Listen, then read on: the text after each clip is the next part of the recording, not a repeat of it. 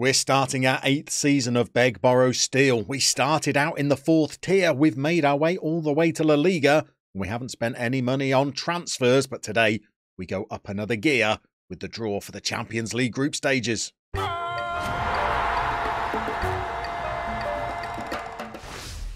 So unsurprisingly, we are in the pot of 4th seeds for the group stage draw, but there is good news already. We've already secured almost £13 million just for qualifying for the group stage. That means the finances are looking pretty secure with 33 million in the bank.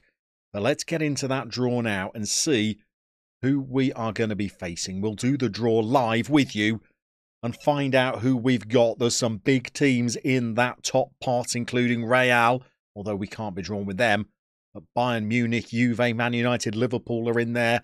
Pot 2's got Man City and Milan in there. They're not going to be easy ties. PSG are in pot 2 as well. Ajax, Lyon, Sporting Club from Portugal.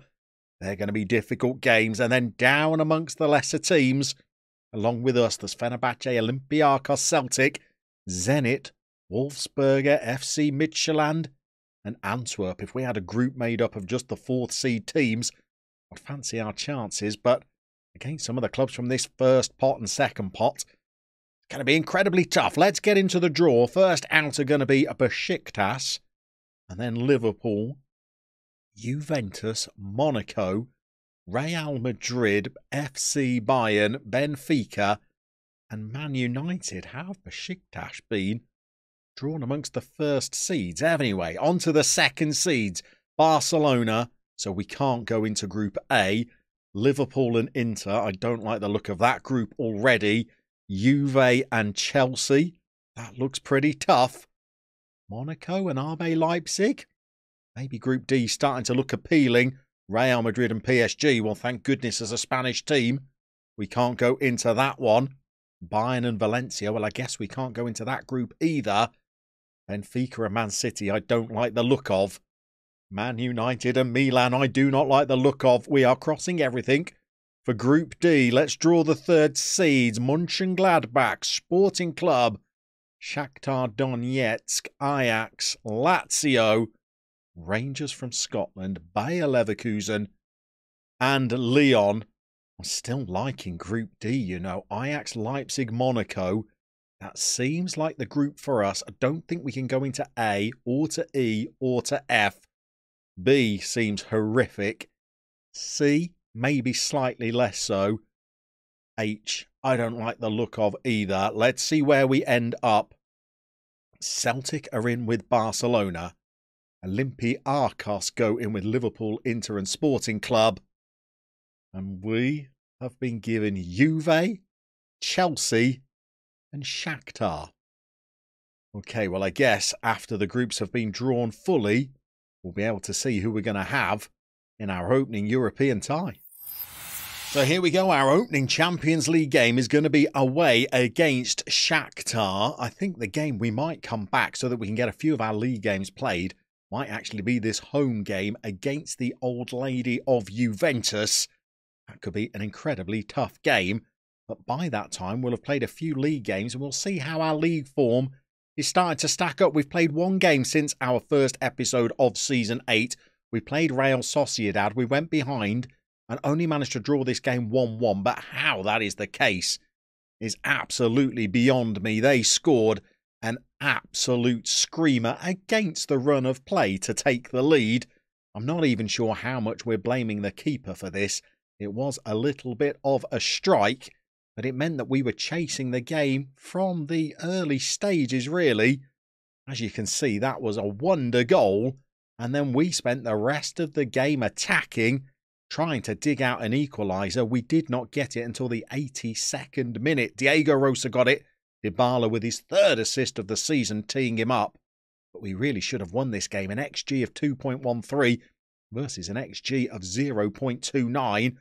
We really should have emerged from this game with a win. It means that we're unbeaten after 2 games, but we've already lost ground on the big 2 of Real and Barcelona.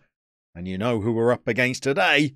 Let's get out there against Real Madrid at the Bernabeu and see if we can pull off a shock that will announce to our more illustrious rivals that we mean business this season.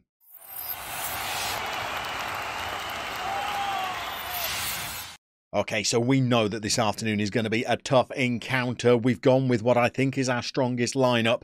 We brought Pacheco back in to be the halfback. Dybala and McComb continue together up front. Rossi's on the bench if we need it. We're conscious of the fact that Dybala may have teed up 3 goals for teammates, but he's yet to find the back of the net for us, having scored 8 in just 5 half-game appearances in pre-season. Wouldn't it be great if he could do it against Real Madrid this afternoon? We're in our blue kits today as the away side, and we are underway. And Cordoba, who I dropped for the last game and played Murray, is back in the starting lineup. And Thibaut Courtois, well into his 50s now, is in goal for them today. They've got some really good players. Some new gens that they've got are absolutely incredible. We can't bring in players anywhere near as good as this. But we've done okay against Real Madrid in our last game or two. Could we try and pull off another upset in today's game? We're 3 minutes in.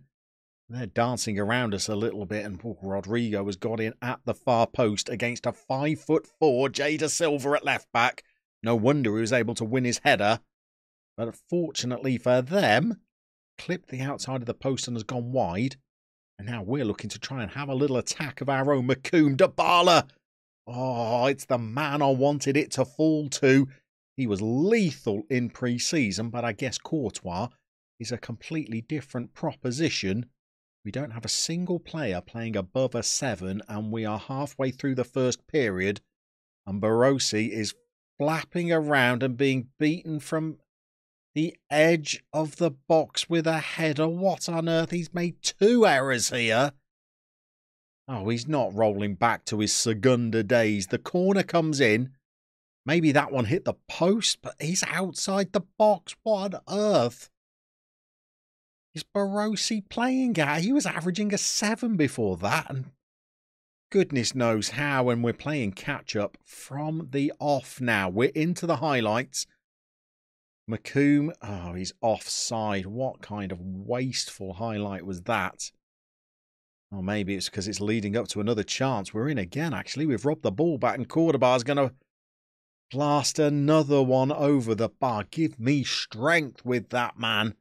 Wonder Kid, my foot could not hit a pig's backside with a banjo from 3 paces. We've not played terrible in this first half.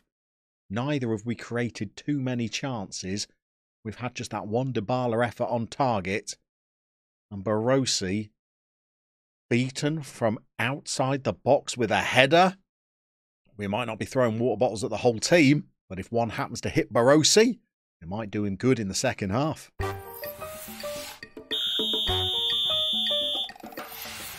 So the halftime team talk was pretty forthright, and we've also made a change because Brendan McComb was both furious and hampered by injury, according to the halftime report. So we've switched him out for Alessandro Rossi. Means we've got 2 old-timers up front together. And Madrid, right at the start of the half, have got a free kick just outside the box. And that is game done as Militao bangs a free kick into the top corner. Are we pointing fingers at Rossi again, or was this too hot to handle? I don't know. He's dived early enough, but barely moved. He's just kind of jumped on the spot and fallen down, and we're going to have to throw a shout out of demand more. I don't regret coming back for these big games, I know. It often means that we're showing you defeats, but I'd rather come back for a defeat in a game that's big and meaningful rather than come back for an easy victory against a lower ranked team. Because it's these games that are going to count if we're going to be up amongst the Champions League places again next season. And I think we're going to need to be, because we are spending an awful lot of money now. I have upped the youth recruitment, so it's costing us an awful lot of money. It's the junior coaching, I think, that actually has the ongoing monthly fee. And I have upped it way beyond the financial capabilities of a club that's only got a 15,000 capacity stadium. So we need European football if we're to continue to fund that kind of youth development. And we might have just gone our way back into the game. When he's inside the area, I don't have a problem with Cordoba shooting. It's when he's further out than that that he is woeful. But here he's made one of his good attacking runs. Little Dybala's up. Dybala's actually the man that might have just teed him up. I think he's got his 4th assist now. He is already proving himself invaluable. And the on-rushing midfielder tucks it past Courtois. And we've got half an hour to try and grab an equaliser. They've got a corner, but we've managed to win it. And Samau's got a little bit of pace. Not that he's showing it, but he does. He has a little pace. But instead he's played the ball back. Pacheco's got it. A player who might be struggling to see out the whole game, I think. Oh, and the boys have given it away. I thought we were going to have another chance there to try and equalise. Instead, they've messed it up. Cordoba could get a header. No, we've given the ball away again. And they're in, and it's Dalmsgaard, and he is a good finisher. And Barossi has decided he's actually got hands on the end of those wrists, and he's seen one out. I think on 66 minutes, it's time for our final 2 substitutions. Jada Silva on a 6.3 looks pretty vulnerable out there. Let's see what we can do to try and get back into this game. Okay, we've got 25 minutes left to try and dig our way back into this game. We've taken off Pacheco. We've brought on the Dane Hjulmand. We've actually changed his role. He's not going to be a halfback. He's going to be a playmaker just in front of the back 4 instead to see whether he can set up a goal. We've only had 5 shots in the entire game. I think we might need to go a little bit more attacking. We're also going to ask a little bit more. We've got another sub up our sleeve, and I think we're going to have to use it. And I think we're going to have to go for it as well. I think we're going to bring Kieran Murray on. And we're going to take off one of our midfielders. And I think it's going to be Milanese, who's not played well. And we're actually going to ask Murray to go behind the 2 front men as a shadow striker. We should have 2 on-rushing midfielders. We're on attack. We've pushed the wing-backs forward. Let's see whether we could grab an unlikely equaliser at the Bernabeu. We've got just 5 minutes left. It doesn't look like it's happening for us. We've got potentially a chance in the last minute of the game, although Camavinga's got the ball and Morgan Gibbs-White is playing for Real Madrid now. And it's not actually a highlight for us, is it? It's Dalmsgaard making his way forward. He's ridden 1 tackle. He's got the ball back. They're going to be able to manoeuvre the ball around our defenders. Klaus gets it. He's dug out a cross.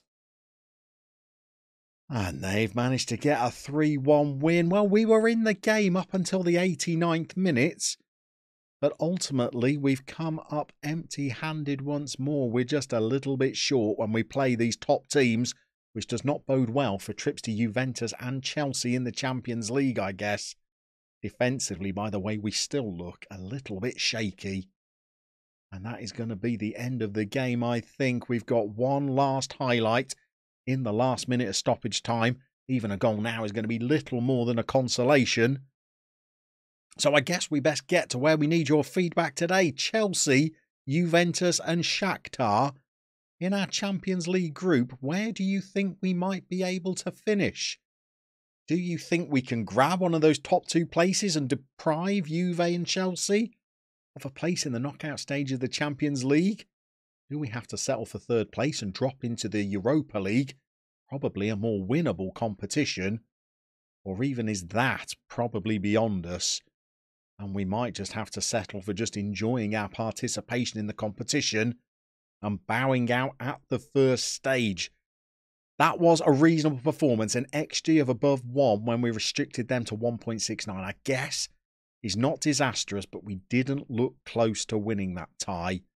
And I don't want to say they gave it their best shot. I'm actually going to say that I didn't think they put in a great performance to try and keep them hungry. So now we need to go away and get a chunk of the season under our belts. We're going to kick off our Champions League campaign, try and play a few more league games.